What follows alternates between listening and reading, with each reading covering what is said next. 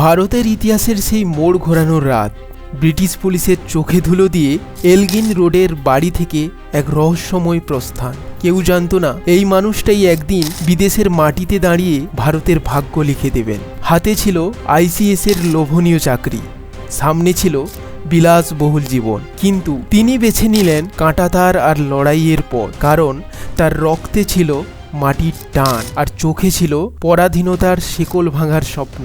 Germany থেকে Singapore সাবমেরিনে করে উত্তাল সমুদ্র পাড়ি দেওয়া। হিটলার হোক বা তোজো, যে কারোর চোখের দিকে তাকিয়ে কথা বলার সাহস রাখতেন এই বীর।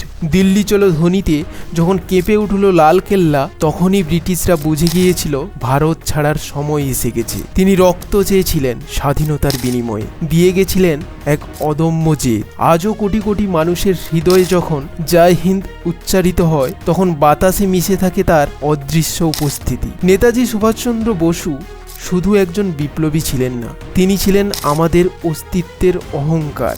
আজও ইতিহাসের পাতায় তার অন্তর্ধান নিয়ে প্রশ্ন থাকতে পারে, কিন্তু তার দেশপ্রেম নিয়ে কোনো প্রশ্ন নেই। আপনি যদি নিজেকে একজন গর্বিত ভারতীয় মনে করেন, তবে শেয়ার করুন এই বীরগাথা আর কমেন্টে লিখুন জয় হিন্দ।